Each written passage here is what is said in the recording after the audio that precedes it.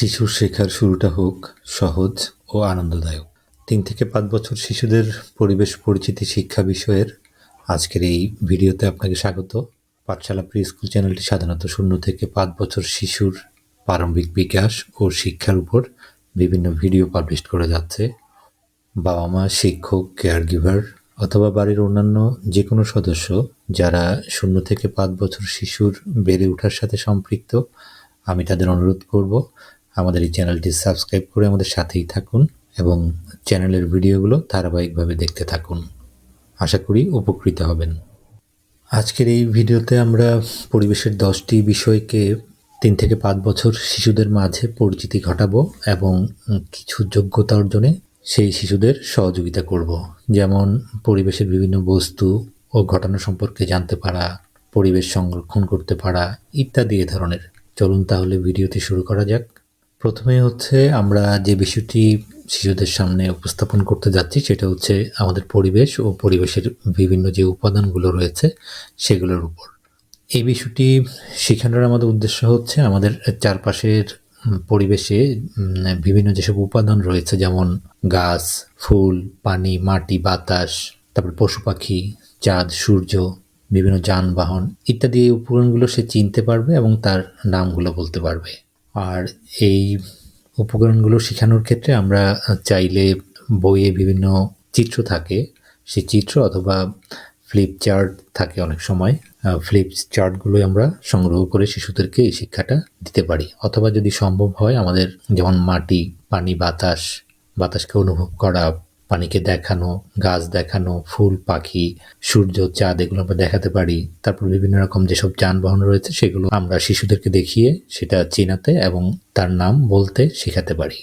দ্বিতীয় বিষয়টি হচ্ছে আমার প্রিয় জিনিসগুলো, অর্থাৎ শিশুর যে প্রিয় জিনিসগুলো আছে সেই জিনিসগুলোর নামগুলো শিশুদেরকে শেখাবো এবং চেনাবো এবং সেগুলোর প্রতি যেন সে যত্নশীল হয় সেই উদ্দেশ্যে কিন্তু আমরা শিশুদেরকে দিয়ে এই কার্যক্রমটি চালাতে পারি।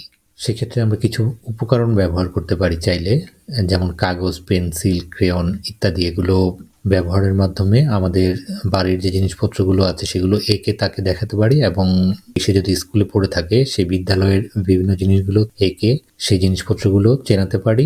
অথবা যদি সম্ভব হয় তাহলে প্র্যাকটিক্যালি তাকে সামনাসামনি সেগুলো চিনাতে আমরা সহযোগিতা করতে পারি এবং সেগুলোর প্রতি যেন সে যত্নশীল হয় তার জন্য তাকে উৎসাহিত করতে পারি।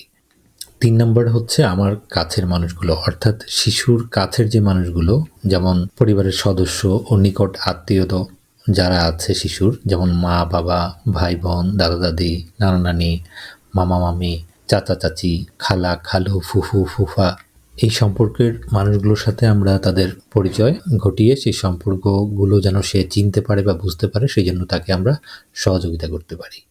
এর পরবর্তীতে হচ্ছে আমাদের পরিবেশের ফসলের মাঠ থাকে, নদী থাকে, পাহাড় থাকে, বন, সাগর, এই জিনিসগুলো সাথেও তাদেরকে আমরা পরিচিতি ঘটাবো। যেহেতু এগুলো তার পরিবেশেরই একটি অংশ, এগুলো শেখানোর উদ্দেশ্য হচ্ছে এই প্রত্যেকটা জিনিস সে চিনতেও পারবে এবং সে তার পরিবেশের বাইরেও যদি অন্য কোনো পরিবেশে গিয়েও যদি এগুলো দেখে সেই সম্পর্কে সে বলতেও পারবে।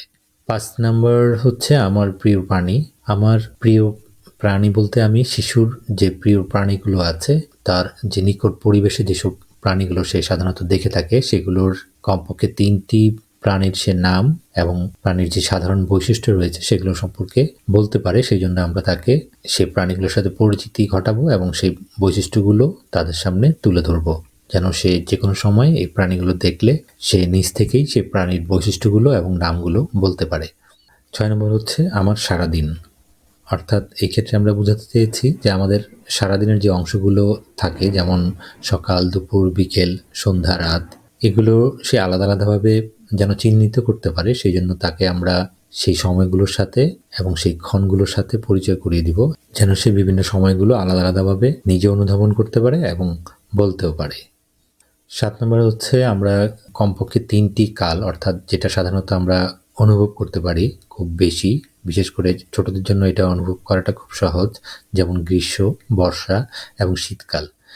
এই 3টি কালের সম্পর্কে তাদেরকে পরিচিতি ঘটানো এবং সেই কালগুলোর যে বৈশিষ্ট্য রয়েছে সেগুলো তাদের সামনে তুলে ধরতে হবে যেন তারা সেই কালগুলোর যে বৈশিষ্ট্য রয়েছে তার পার্থক্যগুলো যেন করতে শিখতে পারে সেই জন্য আমরা যারা বড়রা রয়েছি বিভিন্ন কালে শিশুদেরকে বিভিন্ন কাল নিয়ে বা কালের যে বৈশিষ্ট্যগুলো নিয়ে তাদের সামনে আমরা প্র্যাকটিক্যালি আলোচনা করব। এছাড়াও আমরা যদি বর্তমান সময়ে তাদেরকে শেখাতে চাই সেই ক্ষেত্রে আমরা সেই কালের বিভিন্ন চিত্র অথবা ভিডিও যদি থেকে থাকে আমরা সেগুলো দেখিয়েও বাচ্চাদেরকে শেখাতে পারি।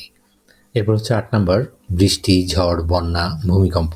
এগুলো যেহেতু আমাদের প্রাকৃতিক দুর্যোগ বলি আমরা, সেটার একটি অংশ, সেটা সম্পর্কে তাদেরকে ধারণা দেওয়া আমি মনে করি এটা খুবই গুরুত্বপূর্ণ।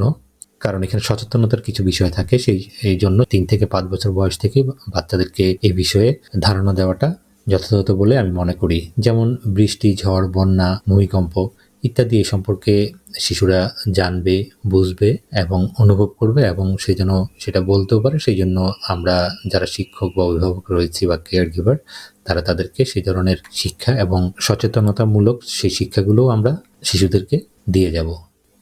এরপরে রয়েছে 9 নম্বরে, বাড়ি ও বাড়ির আশপাশ পরিচ্ছন্ন রাখা। এটা একটি লং লাইফ লার্নিং, এটা খুবই গুরুত্বপূর্ণ। পরিষ্কার পরিচ্ছন্নতা প্রতিটি মানুষের জীবনে প্রয়োজনীয়তা রয়েছে এবং সর্বক্ষেত্রেই।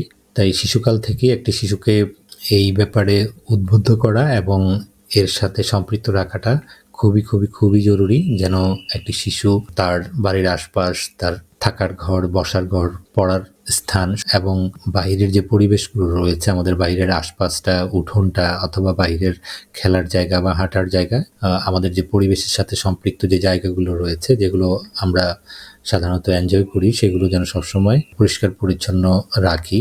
শিশুদেরকেও সেই অনুশীলনটা বা চর্চাটা করাতে হবে যেন পরিবেশের যে ব্যবহার্য জায়গা রয়েছে সেটা যেন সে সবসময় পরিষ্কার পরিচ্ছন্ন করে রাখে। এর জন্য আমরা আবর্জনা ফেলার পাত্র, এটা আমরা কিভাবে ব্যবহার করতে হয় এগুলো আমরা বাচ্চাদের শেখাতে পারি, কিভাবে ময়লাগুলো পরিষ্কার করতে হবে এবং কিভাবে পরিচ্ছন্নভাবে থাকতে হবে, এগুলো প্র্যাকটিক্যালি অথবা প্রজেক্ট আকারেও চাইলে আমরা শিশুদেরকে শিক্ষা দিতে পারি। 10 নম্বর হচ্ছে, গাছপালা, পশু পাখি আমার বন্ধু।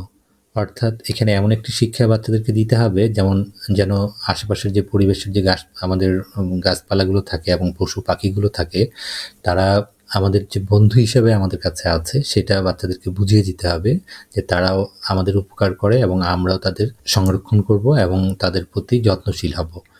আমাদের এই কার্যক্রম বা এই শিক্ষা শিশুদেরকে দেওয়ার মূল উদ্দেশ্যই থাকবে পরিবেশ সংরক্ষণের বিভিন্ন কার্যক্রমে শিশু যেন অংশগ্রহণ করে এবং গাছপালা ও পশু পাখির প্রতি যেন সে যত্নশীল হয়। এই উদ্দেশ্যেই আমরা শিশুদেরকে এই শিক্ষাটা সাধারণত দিয়ে থাকব।